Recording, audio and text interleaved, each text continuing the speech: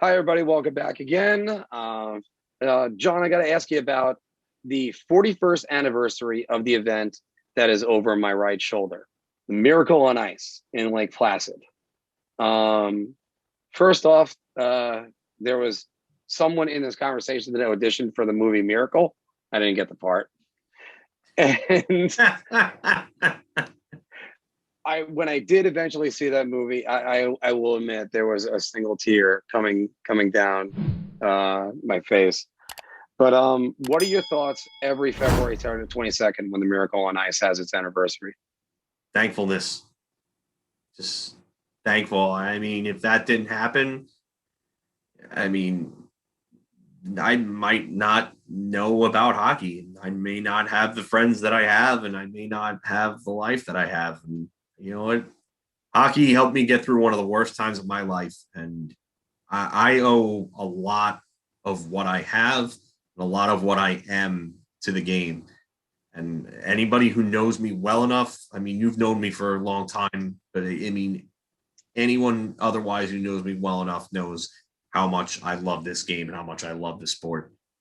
So, yeah, I'm nothing but thankful for that moment because if not for that moment, we don't have that 80s into 90s run of American born players that won that 96 World Cup of hockey.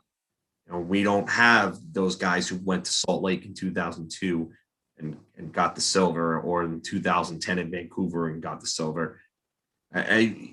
It's just a completely different story. Like that opened up everything for Wayne Gretzky to be able to help expansion in America.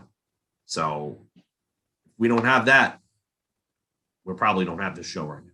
I will say I think it's the greatest David and Goliath story ever. Not just a pivotal moment um, in U.S. history or USA hockey history. It's a pivotal moment in U.S. history. Morale in America was at an all-time low, and they come along, and it was as the way Mike Rosioni and everybody says, we beat the Soviets, not they beat the Soviets.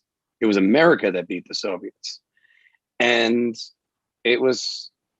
You could argue it's a turning point of the Cold War, Yeah. and after that, then Reagan comes in, Gorbachev goes into Russia.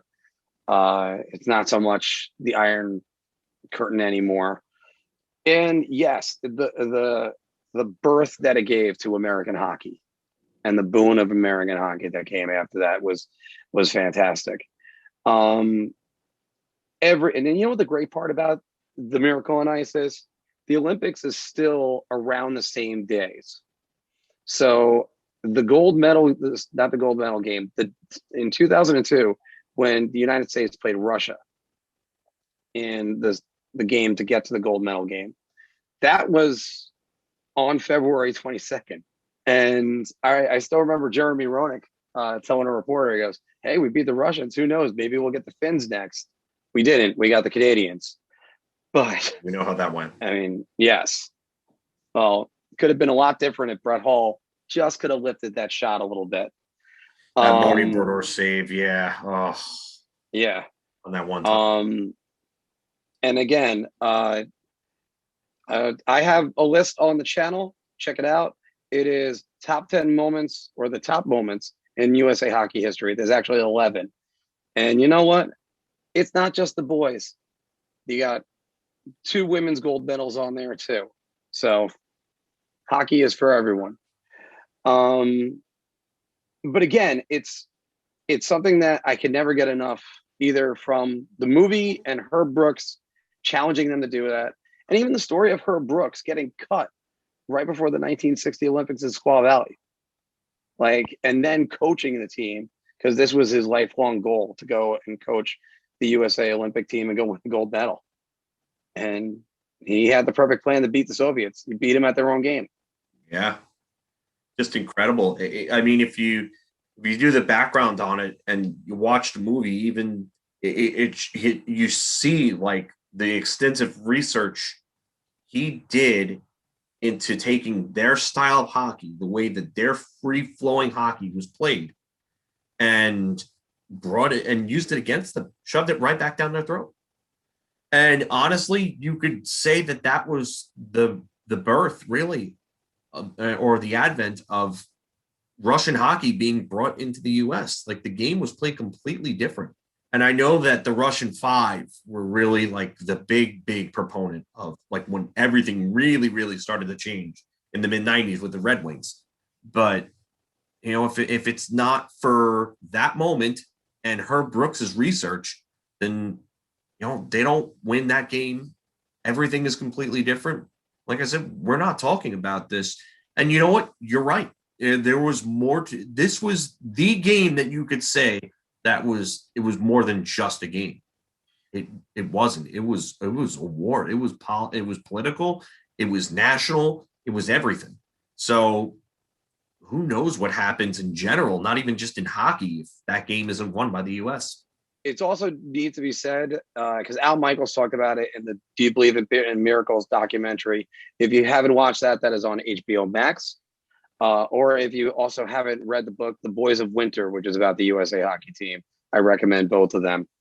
But there was a shot at the end of the Soviet defenseman leaning on his stick, just like this, in disbelief, because the Americans in this picture, and I love this picture because it's Jack O'Callahan tackling Bill Baker and celebrating, as also the entire team is just jubilant.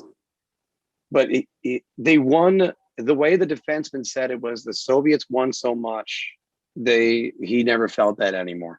Yeah, you're at a loss for words. That's what I get to a lot of times with this. But I mean, I always go back and I look at and I think of a big what if moment for me. What if Tikhonov doesn't pull Tradiak after that goal? Goes to Michigan. What if? And you know Tradiak was frustrated beyond belief after getting pulled like that. What if Tikhonov doesn't pull Tradiak and go to Michigan? I just wonder how differently that game would have been, because it honestly could have gone either way. Like Tikhonov or Tradiak was a brick wall.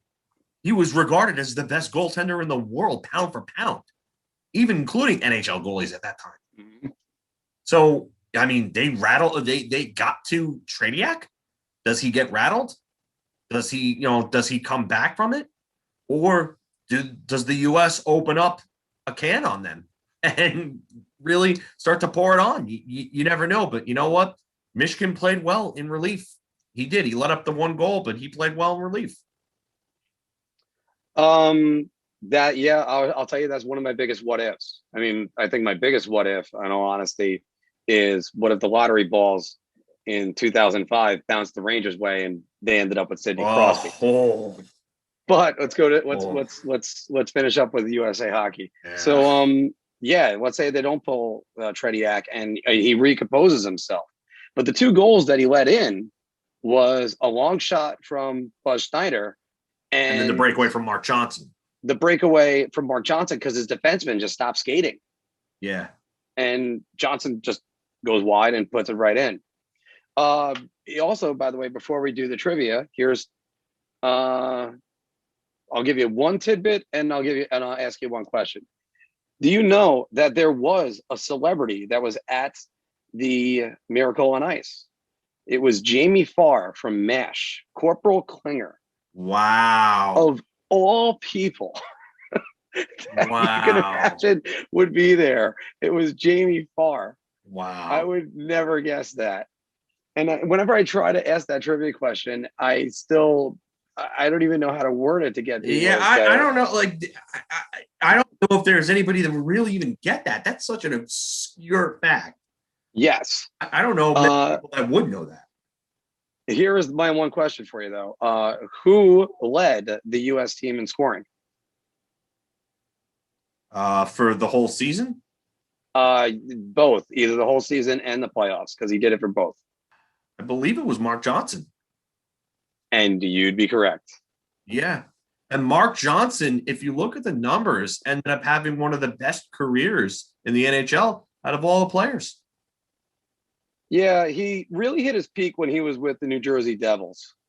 Yeah. I think that was when he was at his best.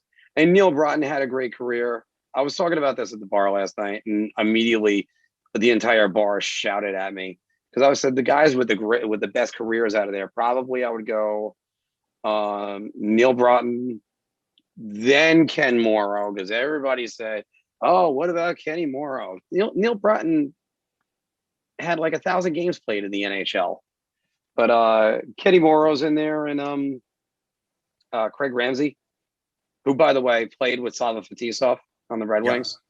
Yep. So how about that? Did you like that video? Of course you did. So why not check out some more of our content? You can check the playlist right here or right here,